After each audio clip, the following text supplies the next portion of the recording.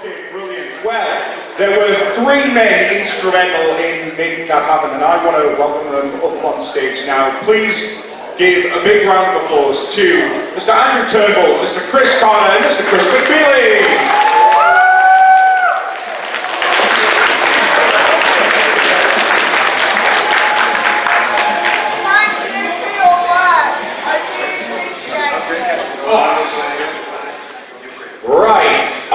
I am simply here to give you a little bit of a prologue, and then I'm going to let these three take over. Before we start, let's just talk a little bit about the genesis of this project and how it came about. And it all started in Manchester when you accosted me in the dealer room, or the room in Manchester.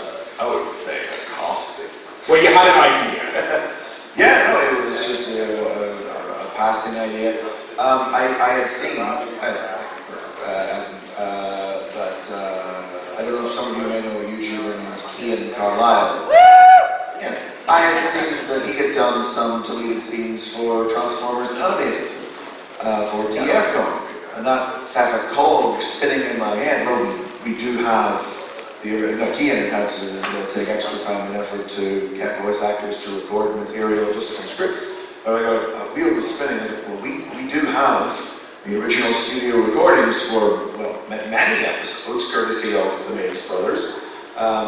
What if we did the whole shebang? What if we did the whole three-part miniseries? And I said to Dave, it's a very 40th anniversary idea. I appreciate that it's March, that's only about 5 months. If it's not enough time, forget it, basically, because it's such a 40th anniversary idea, it doesn't even really seem like worth doing for the year after.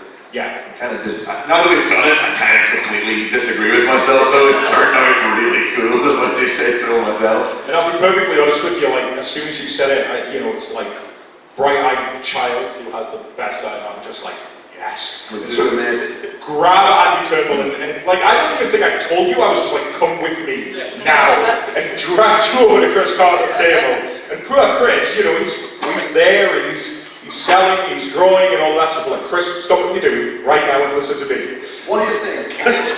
Because I had said to Dave, maybe we could do like we did with the movie First Draft panel a couple of years ago, and maybe get some actors to draw some still images that the audio could play over at best. And then...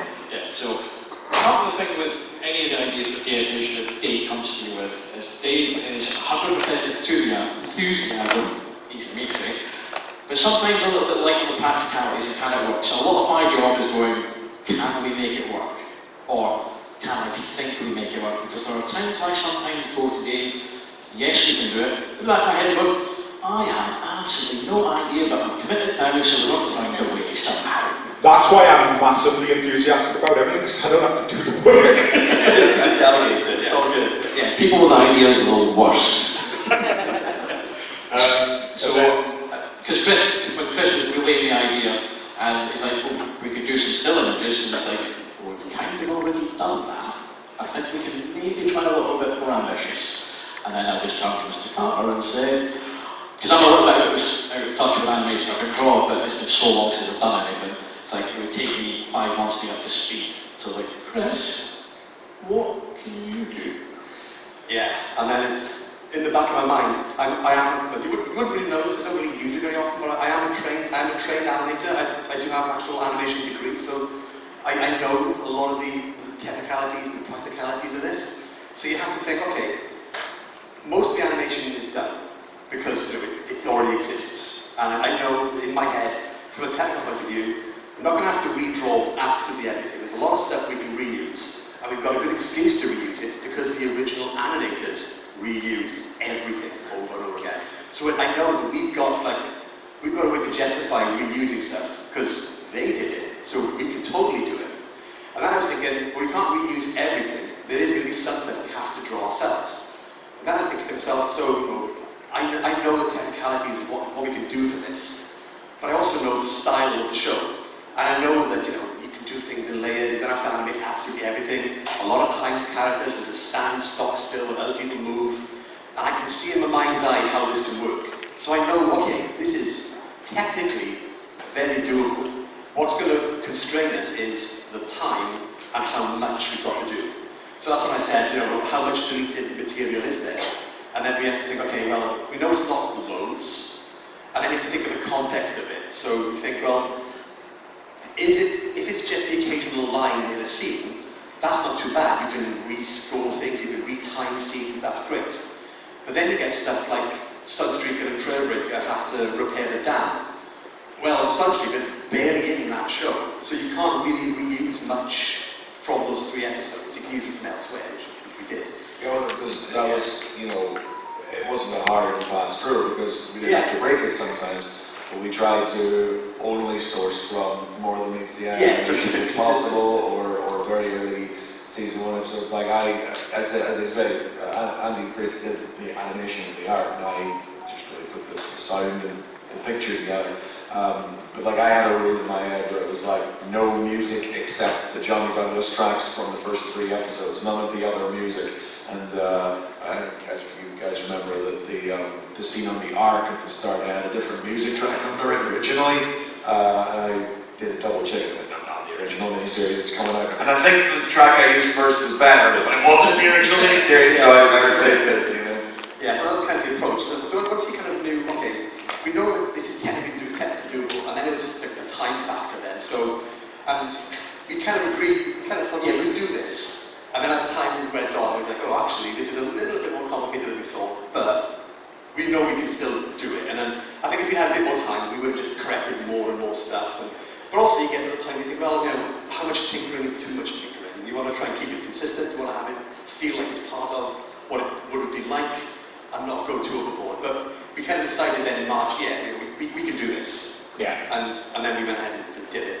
Yeah, we started doing it, and what did we do? Oh God! This I haven't seen what's in this slideshow. So there will be a lot of stuff that we did in that episode you will not notice. Yeah, there's some real small, like infinitesimal changes, you know, but the changes that take time to do nonetheless. Yeah. I feel like the language on this might have been cleaned up for the presentation. There's a WhatsApp chat that gets a little bit sweary with describing certain details when deadlines are getting to be Yeah. So this is, Chris put this together, and this was just all 3. You'll see that episode 1 has the most changes, and as you would have seen throughout watching the episode, if you know what the episode breaks were, you know, episode 2 and episode 3 pretty much the same. But again, a lot of this stuff is a couple of seconds on screen in terms of what we're doing. Some of which, on the other hand, you know, a couple of minutes. But even the things that take a couple of seconds takes a long Yeah, time. like I think it's probably hard to read, but item 40 on there is simply one sentence that says, scene of Sunstreaker and Trailbreaker plugging cracks in the dam. That's a sentence. That took like weeks to do. Is it even 30 seconds? Yeah, you blink and you miss it, but yeah. So let's take a deep dive into some of the work that was done there. You guys want to start off with? Just a bit of technicality. So also, who here has bought a mobile phone within the last 5 years? Raise hands. That screen there is at least double the output that was meant to be on. It's a TV show at such low resolution, which is why when you blow it up to massive scales, it's very unforgiving and you can see a lot more errors than we would have done back in the day.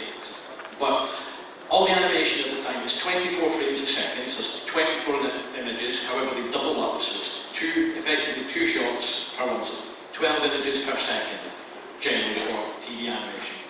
And as you can see, in isolation, just taking a random shot, this is one of the ones we adjusted to show the all of us being happy that Ravaged escaped instead of crestfallen, which confused us, even as we were children.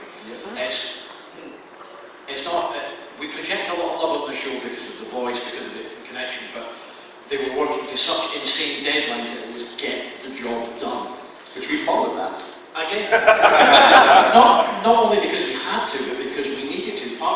Chris and I had quite a lot of chats about we need to dummy this up, we need to not be as precise. Because it was like, I'm drawing this and it's too neat. I need to start again. So a lot of the work that we did, you will never see because we've been at the start start again to kind of make sure it didn't stick out like a sore thumb. Yeah, I mean that's certainly one thing I approached when I was creating my material, was because I drew everything digitally for this that I drew. So when you just draw digitally, you've got like a preset number of brushes, and they're very clean brushes. You know, you can make them soft, you can make them like hard brushes, but they still look like very consistent. So all the software that I use Clip Studio to draw. I've got a set of brushes downloaded called Friended brushes, and they look like actual pencils and pens and paintbrushes. They've got more texture to them. So I made sure that whatever I drew, I was drawing it with a textured brush to try and mimic the ink, the line art that's in here.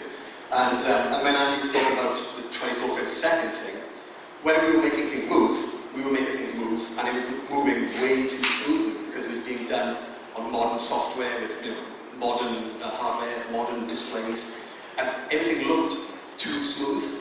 So I mean, everything we were making, I was running, processing it through what's called a posterizing time, where you can adjust the frame rate of everything. So everything we were making that would have been like 60 frames a second or 30 frames a second, we were just crushing that down to like 12 frames a second, 8 frames a second, just to give it that judder. Because if you don't have that judder, it doesn't really work. There's a bit later on when we talk about the bubbles being removed from Howard when I argue for Sherman there, that bit. When I originally did that I found as many clean frames as possible and rebuilt that scene. But then moving Howard back and forth was way too smooth, and it looked so wrong. But the second I put like that down to 12 frames a second, and it gets that slight judder, it matches, you know. So it's getting those technical bits out of the way just to make it matches is one thing.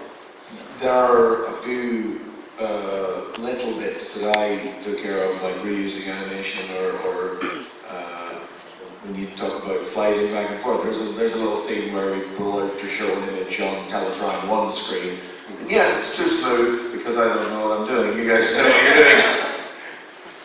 I think maybe we have that in the slideshow around what you're.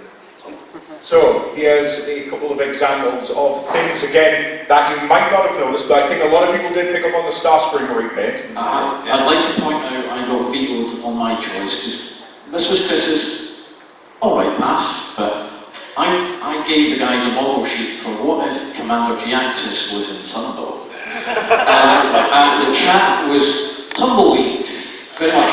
Yes, that's very good, Andrew, on your way. Get back in your lane. Like, no, I've already coloured in purple, we're not doing it again, move on. In jokes. Yeah. So we have obviously Starscream getting changed up because famously it's not Chris Latter's voice. That fits with that Seeker. Though there is an animation error later in episode 3 which we deliberately kept in because it technically makes sense within the context of the story that's being told. Yeah, that's the reason we left it. That's the excuse that I'm going with. And then at the bottom here we just have Soundwave had an Autobot logo swapped it to. Well, there was a letter about that in the original comics asking why Soundwave had an Autobot logo, and I was like, oh, corrected that one. I can't remember his name, but I hope we put your mind and heart to rest now for you as well. But just like Chris, all my stuff is done digitally as well. I use Procreate on my iPad so I can move about the house and do it. But as they say, we're trying to get texture brushes. The biggest problem though is when you're doing digital art, you have two buttons that are the bane of any artist, which is zoom and undo. So you can get very caught up in tweaking that. And it's very much a, no, try and keep it rough, because that whole symbol is not thoroughbranded. Again, no, it's not tight, it's not precise, so it's trying to do the same when you're replacing it. So these are the things you're kind of trying to fight against your own instincts to do. Is like, oh, fix that. There's a compulsion to dream with, you just paste the corrected symbol on, and you can't redraw it. No, I did. You gotta make it look right. There's so many shots where I've done Optimus Prime in this where he's been like reversed. But in the animation, he's only got the opposite on the shoulder. So when it's reversed, I was reddening out the symbol on the wrong shoulder. And then when I was drawn back in the white symbol, oh man, that was like 2 seconds. Yeah, it's muscle memory at this point, isn't it? Okay, another couple of examples here. One. You guys, it might be just the angle I'm sitting on. Can you guys see these okay yet? Because I don't mind if they turn the lights down on us a little bit. Yeah. Do you want to turn the lights down? Not for me, for the audience. It's hard for you to turn the sound of it. Yeah, Can we draw the stage lights down a little bit? Well, So, up the top is the Ironhide chase feat, because his cannon appears out of his back, then vanishes, then they make a show of it reappearing. So clearly the cells were put in the pile, in the wrong order, it's just that simple. There were, that's why last night I made the point of just explaining, we put a little logo in the top corner of the presentation so people would know when there was something different. Because, somebody did come up to me afterwards and said there were times when the logo was up and I didn't know what was different. I couldn't see the difference. And we've done our job. Because we replaced an error that seemed seamless. So we did all right. That one was such a weird one because you guys said, can we move that shot so that the cannon isn't there? And I was thinking, yeah, that's easy. All we do is take a shot from later on where we take a shot that doesn't have a cannon, we'll just retime it. But it's always the way with this project, when we start doing something, you think this will take me 5 minutes, this will take me an hour tops. But then that one, the shot that it's replacing is like slightly longer. And if you slow down the shot, those damn clouds are moving. Yeah. So it slows the clouds down. So then you're like, okay, so I need to retime the clouds. So now I've got to cut out blue streak and Ironhide, and then make the clouds move. And then I think, well, now I need to get a clean background of the clouds. That doesn't exist. Right, I've got to paint that. So I'll paint that in. And then you have to move it, and you have to move this, and you've got to smooth the edges. And it's like, what you think is going to take a little bit. You think, I've spent 2 days on this. How did this happen? Yeah. But, and for them, I just changed their mouths. It did take about 10 minutes. That was one of the first things you wanted to do, as I recall. It was always one of those bits that stuck out as a kid, because I had it on VHS, so I watched it to death, and it's like, Robert, she escaped. Perfect. They'll go, what? You just talked about it for But I do wonder about it, because, at that point in the narrative, we as an audience don't know that the plan was to let Ravage escape, so that the shocked expressions do work in context. And Cullen's delivery on perfect is, it can be taken out of the way. No, I think it's the passion stuff with peanuts. It's perfect. Yeah. Job done. I never even spotted this one. Always annoying again, it's the things that annoy you because you're a fan, so you can't switch that bit of your brain off no matter how hard you try. So you watch it, it's like Ironhide, it's like Mirage, it's like, that's not Ironhide. Yeah. We don't see him transform on screen. It's the first, it's the first Neon Jazz calls out in the battle unit sequence. We don't see the character transform. But you can be he never called out Ratchet's name, but he did call out Ironhide, so you presume that was the goof. I think so, because when we were looking at it, I started doing that and I was like, right, let's go to the oil rig scene and just see what needs to be recolored. And unfortunately, Ratchet and Ironhide are in the same shot. Otherwise, it'd be like, let's just get rid of that bit. And I think because there's plenty of characters in the oil rig scene who are not called out to be part of the battle unit. But as you say, it's just one of those things that annoys you. Yeah, you're just going to look at it. Again, having watched it so more times is probably healthy. And again, for this thing, we probably watched it in the most unhealthy way because we're watching it at half speed, even slower. And it's very fun for the audio. The bit where Prime and Megatron are fighting in episode 3, it does sound like a Weatherspoon's car park. I was just ended myself because I just left it on because I was doing something else and it just been churning in the background like this. God knows what the neighbours thought, to be honest. Did anybody catch little things like this? Did it make any what? Yeah. I think you say that now. We've told you about it. To be fair, I've been these episodes 2, so I've also watched them the same way you guys have. Over and over again. So.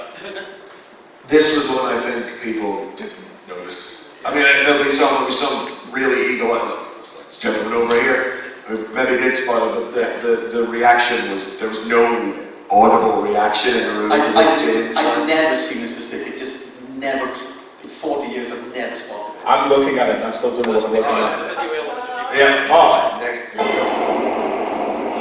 This new planet is rich with sources of energy, but the Decepticons must know this too.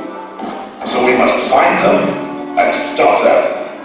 Yeah, I understand. That's been annoying me for 4 years. This new planet is rich with sources of energy, but the Decepticons must know the truth. So we must find them and stop them. You just spot it. That's a weird one. I don't get how anyone didn't spot it. Yeah. Which either says a lot about you or about me. But specifically, it's not that they've drawn Bumblebee in, it's Cliffjumper coloured like Bumblebee, but at that distance it's easy to not see that. Yeah, we did this shot twice because I initially was dabbling with colour replacement because we knew we'd have to do that later anyway. So what I originally did, Andy eventually redrew the Cliffjumper graphic. In my head, I went, I'll just make the yellow bits red. So the first shot I did, I rotoscoped out Cliffjumper and just did a colour shift on it. So I just shifted all the isolated bits of yellow and made them red. I thought to myself, yeah, that'll do. But then of course, if you look at it, if you just make Bumblebee's yellow bits red, that's not the same configuration of red that Cliffjumper has. It's like the arms are different, the legs are slightly different, it's not right. And I left that in ages, because I'd sent me the upgraded version, and I just completely forgot about it. And then we would get about a couple of weeks from the end, and it was like, oh yeah, I'll redo that one, because you've got the effort of drawing that, and I completely forgot about it. But then, that was a fun one to put in, because changing the colour, just changing the colour, that you can do reasonably easily. You have to go through each frame, and you map out the colour, and you change it. When you have to put artwork in, that's a whole different thing. If it's a static shot, you can drop artwork in, and it's generally pretty straightforward. It's all layered up, and you can put a straightforward static image in, and it'll fit. All you've got to do is blend it in. Then you have to kind of put a bit of grain on it. You can put a bit of a blur on the edges. You colour match it as best you can, and it generally fits. When you've got a shot that's then moving, that's a whole different ballgame, and it's much more complicated. And this shot it's mainly a straightforward pan from like left to right. But it's not quite a consistent pan, so it's smooth, but it's not too smooth. So what I have to do in After Effects is use like a camera tracking part of the program.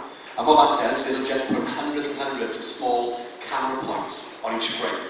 And the computer will look at all the different bits and try and map it and give you a consistent flow. So the computer's making a virtual camera that follows what the original camera would have done. And it's not super exact, but it does a good enough job. So we do that, we put Cliffjumper in and stick it to one of those camera points, and then it follows along with it. But then the other added complication is that Stephen Optimus Prime walks in front of Cliffjumper. So now what I've got to do is I've got another layer that's just Optimus Prime, and I've gone through frame by frame, and I've cut out Optimus Prime, placed him over the top, then you've got the layer of Cliffjumper, then you've got the layer of the background.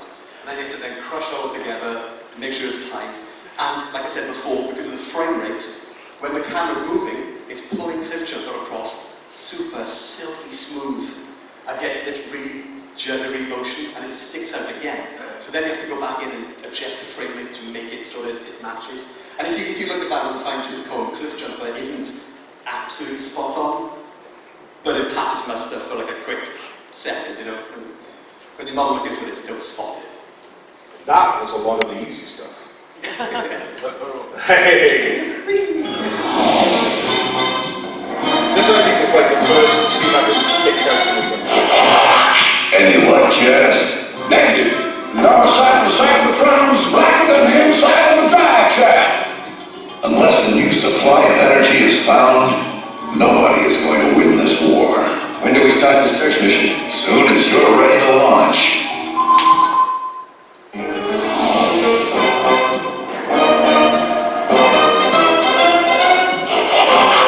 Anyone just Thank you. The other side of the Cybertron's blacker than the inside of the drive shaft. Looks like we're running on empty. That's the thing. We've scoured the planet. The resources are gone. I'm afraid you're right, pal. Unless a new supply of energy is found, nobody is going to win this war. When do we start the search mission? As soon as you're ready to launch. Yes. Give me a countdown. 14 minus 5. Ready for departure. I can't tell you how much of a child I was when that video got sent over. Somebody who knows these episodes inside out. Explain the magic. Do the video for that one. The breakdown. No? Okay. Oh, that's the next one. Spoilers. Oh, no, okay. That is the second one. Because that's where you took the footage from. Yeah, so we took that footage of Prowl, and I cut Prowl out, and eventually you'll see me cut Prowl out there. So that's Prowl just sliced out there. Next then we have to go and assemble that in the scenes. We've got a new painted background in the studio, we've got the layer of Prowl, layer of Optimus Prime is just still, and then we blur that layer of Prime to kind of make sure that what that layer is doing is hiding the fact that Prowl isn't all there. What we've also gone then is added like shadows, like a drop shadow, so that it matches like an original cell would have had. And we put in some juggler, some shape onto this. It's making the Looks like we're running on empty. That's it then. You've scoured the planet. The resources are good. I'm afraid you're right, Val. yeah, so that is then pulling it together.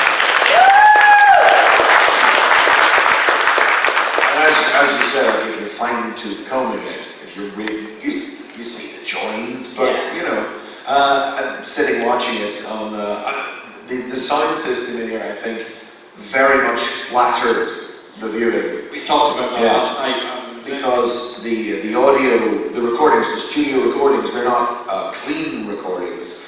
They have already had the robot voice effects applied to them. And at some point they were experimenting with a different voice effect in these first couple of episodes. They never did it before, so this is the first Yeah, time. It's yeah, still not even nice. experimenting, yeah. The first pass on the voice effects, everybody has a much more heavier, much more pronounced echo. It's less obvious on the Decepticons, but it's very apparent on the Autobots. And if you were just watching that file on your computer, playing out through your speakers or your headphones, it's clear as day where the different audio is. But the sound system in here favoured it so nicely, I don't think it really stood out at all. I was shocked watching it last night. I didn't notice it, whereas, as you say, yeah.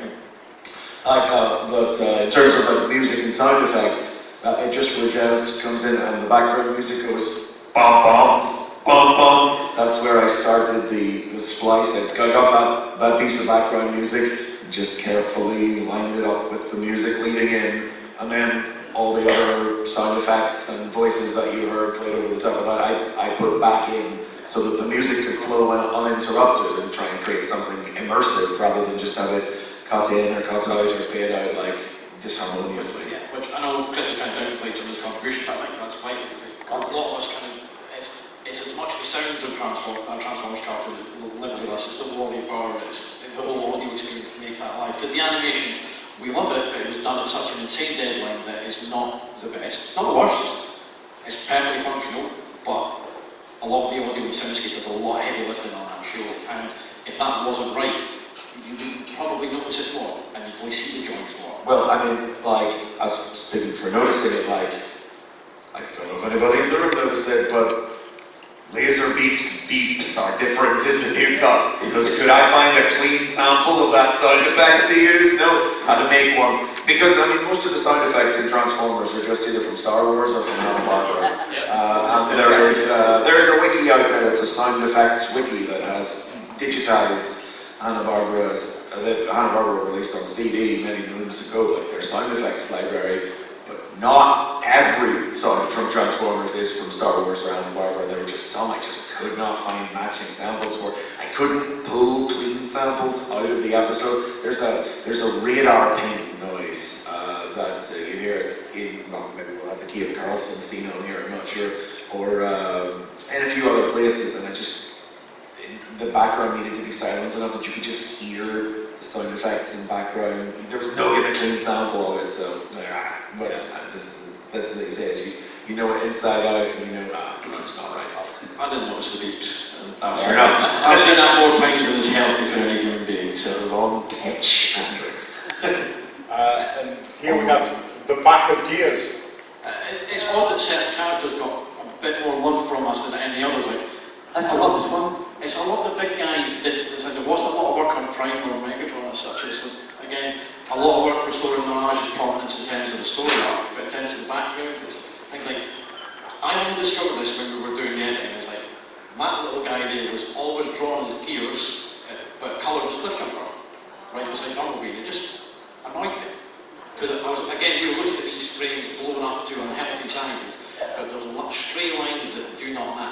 that make it into the finished cut? Yes. Oh, I don't think I ever knew that was in there. It's all these things. Let's say, for all the animation errors that we know of and the wiki has lots, there's lots and lots more. Oh, yeah. I couldn't fix them all. It was just about the big famous ones. But so Gear's got kind of all the love in terms where you've got whole stuff created brand new, touch-ups, and an entire little sequence next. Well, here's the... Oh, there's the recolor. So this is me drawing it so you can kind of see, but it's very quick. But you got a redrawn sequence because for all of these starts to turn red when he transforms. Yeah, this is a weird one because I tried to do colour replacement on this one, the same as the Cliff Gentle one before. I tried to do a thing where you select all the bits and then do a colour grade on it.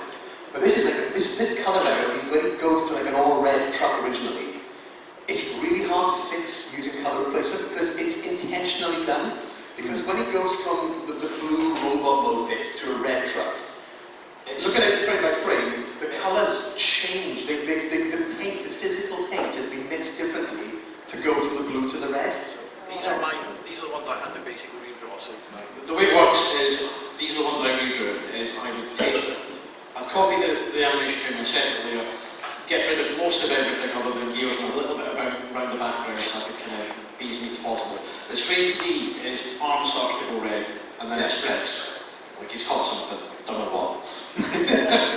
But you kind of, at that point, again, this is what you have to do to create these short sequences as you're watching the show at such a slow speed, taking grabs, making sure you get it all, and then you go, right, let's see if we can match it. And you're going in with an eyedropper to get the proper colour and fix it. So you can't even just fix it. I had to just redraw gears again over it. So that is the gears, that's my gears. On top of it.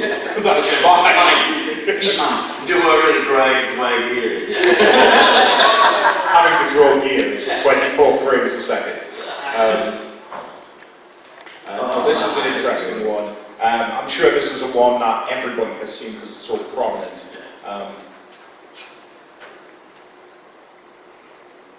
So basically very quick, but it's taking it, tracing it, redrawing it, then recolouring it, and Just for absolute clarity, blue streak's been drawn with colour with Bumblebee's head, and we changed it to the correct silver, and Ratchet was his pants with the wrong colour, isn't it? That's how helmet and pants. So, but again, you can see the lines, it's actually quite nice, you can see how ragged the line is, and that was a fight to do, is getting it just kind of 3D and broken to make it look like it wasn't done digitally, and that's to say, the constant fight that Chris and I had when we were doing our artwork was against ourselves and against the tools. But you don't have the time.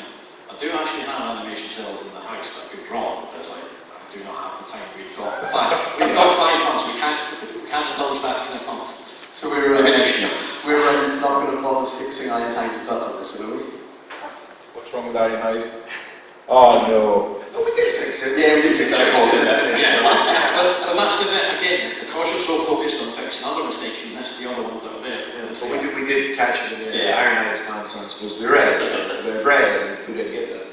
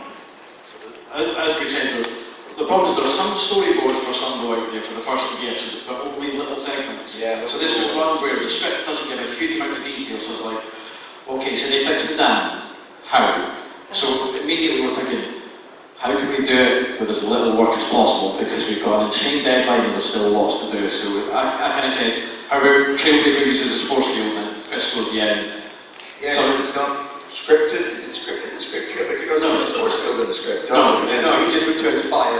Oh no, sorry, you're right. That's because, not related to the animation, but it's about all I can contribute to this bit, is that weirdly, in the original script, it's supposed to be Bumblebee and Wheeljack who cut the trenches and lead off the water. You know, in a direct parallel to Bumblebee and Wheeljack, Bumblebee riding inside Wheeljack in the Cybertron. So there's less book space in a Lancia Stratos. Yeah, the writer thought Wheeljack was a van still.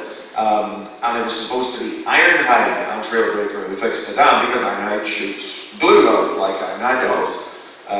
But they switched to get somewhere between the writing of the script and I guess probably the doing of the storyboard, not that we have the storyboard for the scene.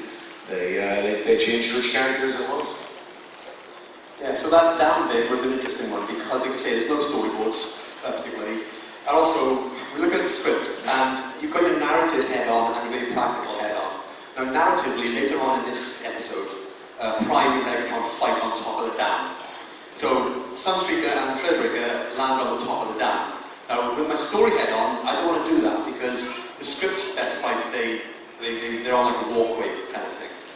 And it's sort of like below the top of the dam, but it's not in the backgrounds. So like, I'm thinking, like, I want the guys to fix the side of the dam. I want to keep them off the top of the dam, because the top of the dam is where the big fight happens. I don't want to take away from that big fight by having stuff on the top of the dam to begin with. But to do that would make a lot more, would need a lot more work. So I've got to work with what we've got. So the decision was made, okay, like we'll have this be on the top of the dam, it just has to be that way.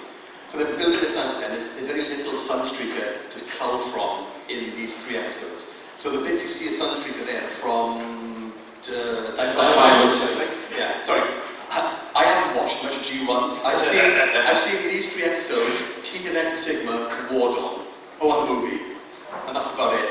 So I'm not a big G1 cartoon guy apart from these specific bits. So I was looking at Dynamite Island. I think about it, this stage is probably split half and half, isn't it? Cartoon guys over here, comics guys over there. So yeah. But so I just go through YouTube looking for different bits and see what I can find. And Dynamite Island had some good bits of Trailbreaker and some good bits of Sunstreaker. So it's like, right, okay, this works. So I cut out Sunstreaker from Dynamite Island, replaced his entire arm so he did the little jazz thing and get the funnel to shoot the glue from, and then put that in there. But the top of the dam, there's no real clean stuff for that either, so it was taking screen grabs from where you could find the cleanest bits, and then retouching it with paint and, making it fit. And also then taking loads of footage of the water coursing from the dam and retiming that as well, because I know there's going to be bits where they're going to be shooting from the top of the dam, and those bits where the water is powering over the dam are really, really short. So I was trying to kind of cut as much as I could and try to loop it, because the water is looped, but you've got to try, if you're trying to extend it, you've got to loop it at the right point. Yeah, you got to figure so it took a while to kind of build out. So if anybody ever wants some Sherman dam footage of just water, I got you covered. I got loads of that. I'm the only man in the world. Yeah. To your, sorry. Oh yeah, quite a bit of this. Yeah, so this is that shot of Megatron. I'm going to get rid of him. So that's all there. So I've kicked it over him.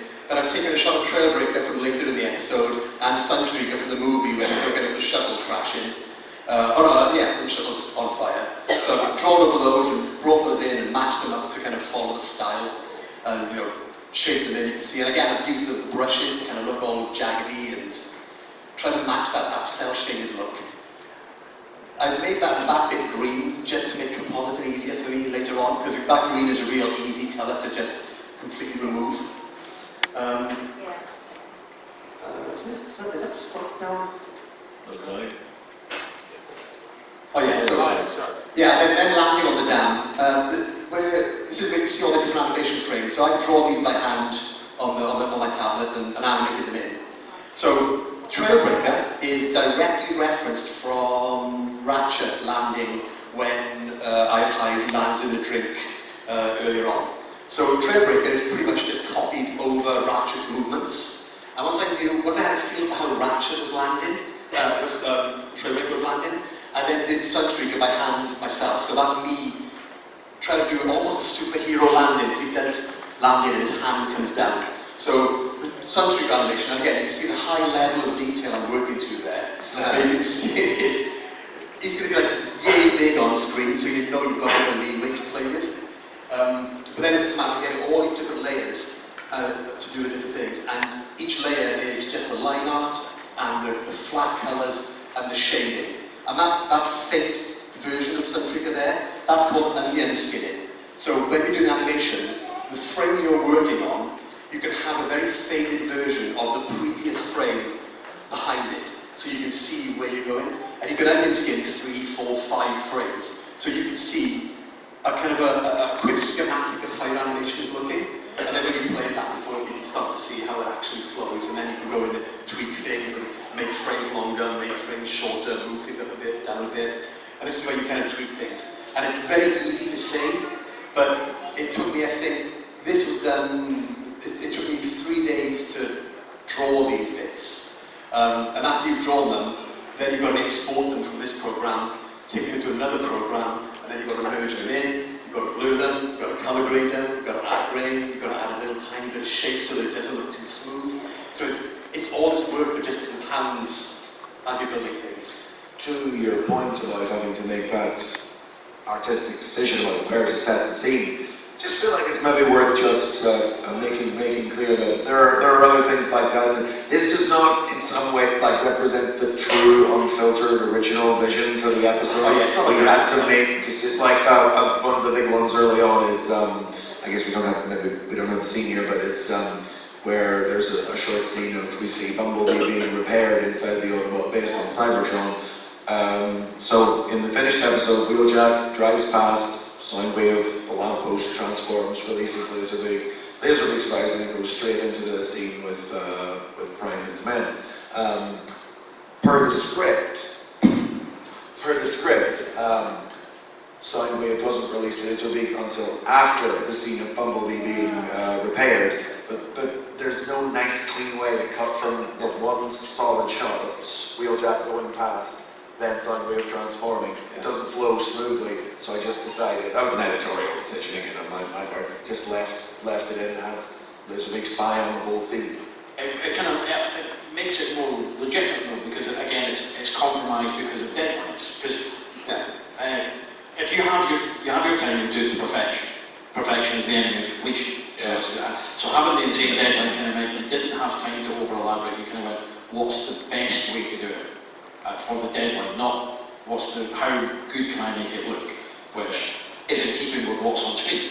Yeah, there's another example in part 1 as well. There's a scene of the Autobots, after the battle unit is assembled, there's the scene of them rolling, and they spot the Decepticons flying for the oil rig, and they see them transform to robot mode and fly off after them. They do that in silence, per the script and per the dialogue recording. But there are scenes in part 2 and part 3 where Optimus Prime orders the Autobots to the air, which there's one he does it that makes it into the finished episode, but there are a couple more that don't survive into the finished episode and don't work with the finished episodes because the Autobots are shown in vehicle mode, driving, so it never makes, so we just did not put those back in. But I thought, well, I swore.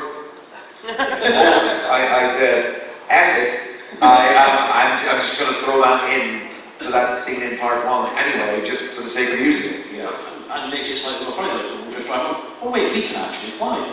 How do you bother and drive it? I mean, I did hear sort of a murmur of confusion in the audience during that scene, because it was so clearly calling out the fact that they fly when that is forgotten after the pilot. I mean, it's simple, isn't it? Disguise. Anyway. Flying Optimus Prime. Yeah, speaking of which, yes. Yeah. So this is just an extended look. So this is the cruiser, so this is the time lapse this is the final time lapse of drawing, because for all it's on screen for what, about 30 seconds, there's about 5 different versions of what the back end of it looks like. So each time I was starting to do it, and it's like, I think I've got it, and I'll just watch ahead a few more frames, like, And when you put this together as well, that ship is going to just go through frame. And on my original version of trying to composite this together, it goes through frame so fast. Yeah. And I'm like, you want to be able to see enough of it, but I said we don't want to go too slow. And at the same time, you know, we've got to cover Turnbull's shonky art somehow. So. I know where you live, Mr. Carter. But it was, as I say, 5 different versions, so I was trying to mesh all the 5 together. But nobody cares but me, because I'm going to be sitting there, that's annoying me. So I was trying to get a synthesis of all 5 that reflects all of it. Because they didn't really have a decent model sheet for this. I mean, there are ones afterwards, but it's like, no, that engine was shaped so many times. Yeah, and it's really tricky, because you drew the prime that's following it, that's shooting. So, Which was really easy, thankfully. but also, it's trying to scale it then. You want to be able to have the ship big enough to look imposing. You want to have prime big enough to be recognisable. But you don't want prime to be this little pea-shaped thing that's just kind of like pew-pewing. You want to have, trying to balance that is a really tricky balance. But Yeah, because in my head I'd initially envisaged the prime axis, and we would have the engines then sort of pan out a bit, so you could have a big massive engine, but there was no way to have them in scale at any shot without it looking horrible. So again, you're just like, okay, so what do you do that and then have them just go, I'll get you, which you can see why they cut it, because it's a really terrible line. It's got a great retreat. Yeah, but I love the cruelty of the moment where it's like Megatron says, let Prime slow down, Cyber, let Prime think he's catching us. Well, yeah, Megatron's about that, but Prime's clearly just lost it. I'll get you, Megatron. What is that? It's a wicked witch. It's not an Optimus Prime. You damn kids and your disco music. So this one's an interesting one because Mr. Turnbull. Well, actually, this is editing our work repeatedly, because Chris had inserted the discussion scene just as Prime goes off, the little bit of jazz kind of reassurance. Yeah, well, we're getting to the point where I didn't want to bother Chris with saying, can you redraw X, Y, and Z? So I just took. I honestly, I don't even remember where this shot of jazz comes from. It's somewhere else. slightly earlier in the scene. Yeah, and I just took it and I threw it into an upscaler and I just then cropped it out and stuck it in the foreground And then behind myself. I went, because not good enough. It was more that the rest of the words, because I'm conscious of, I'm a fan, so I know the kind of reaction I would have if I was sitting in the crowd going, aye, okay. So I redrew it and redrew it again, because that's my finished take on it. There's a horrible tangent between Jazz's arm and Sideswipe's crotch. No, merging or one of us. So it's like, okay, fine, I will start from scratch. So I redrew. So I'd already edited Chris's bit, and he edited my edit. So that's the original frame you originally upscaled. So I went back and found it. And again, you see the auto symbols are always dreadful looking. It's brilliant. Yep, it's his time. It's great. But again, that's the original. Even worse. It's a smarty up. It's great to merge in, because then you just balloon it anyway, and it makes it even worse again, but it covers a lot of, it's very, And then we're just giving a couple of frames just for the dialogue to go, and then fixing all the bits of missing paint that aren't there. Yeah, and then for my part, it's just a flapping. It's just a couple of frames of another flapping mouth, an anime. Mouth open, mouth. I said down there 2 frames, mouth open, mouth closed, please. Andrew, I gave my third frame of mouth half open. Luxury. And that's all. That is a smattering of the work that they did.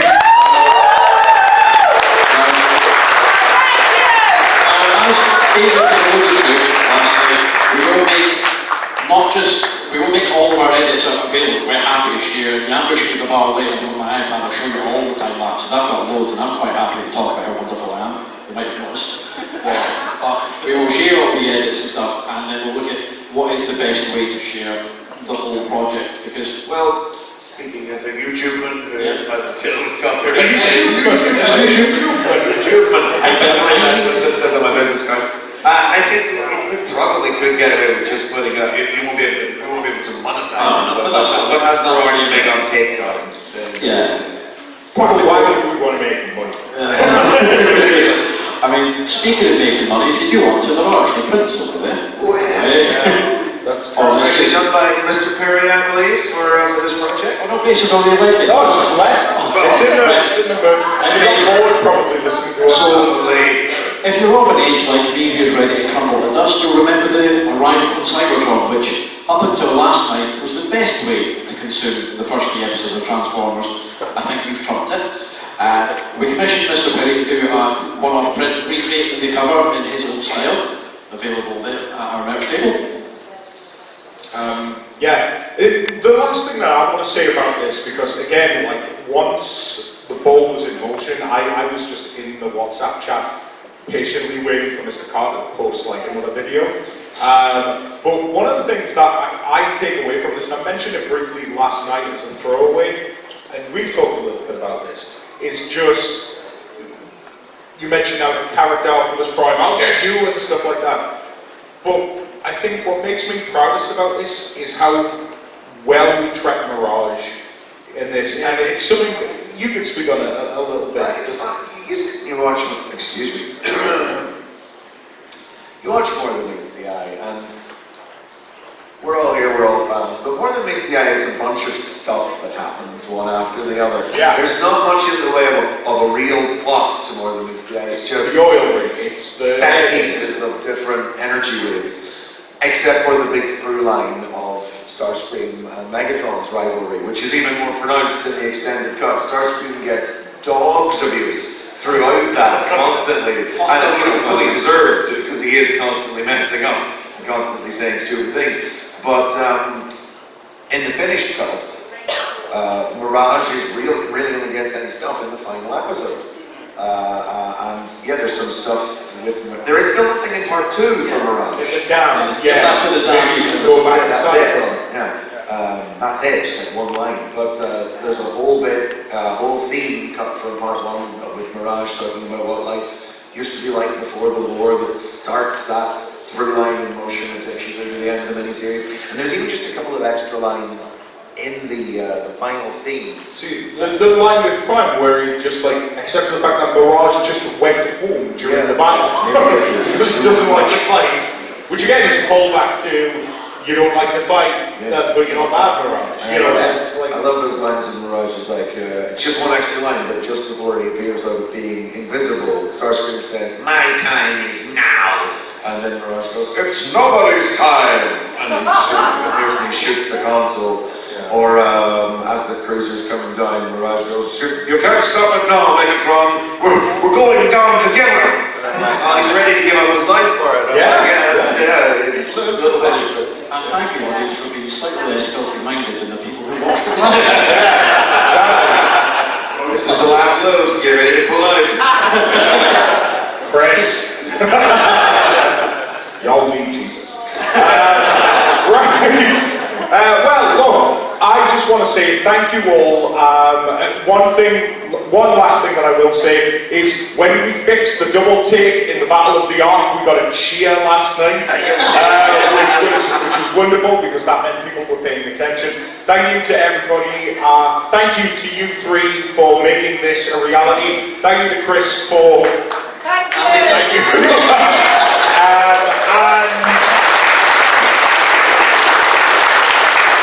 We hope that was a good 40th anniversary surprise for you. We are going to clear the stage and we will be right back with our next panel. So see you very soon. Where, again, Just probably worth mentioning, just before we all have to rush off, if you want to see like more deleted audio and stuff that's never been heard from before, it's like in an hour, right? the mixtapes, which is later on today. Yes, that's right. Yeah, if you want to see more unheard recordings. There's your world exclusive. Yes. Lovely. Exactly. And now, do we have any fans of More Than Meets the Eye in the room? Ross White.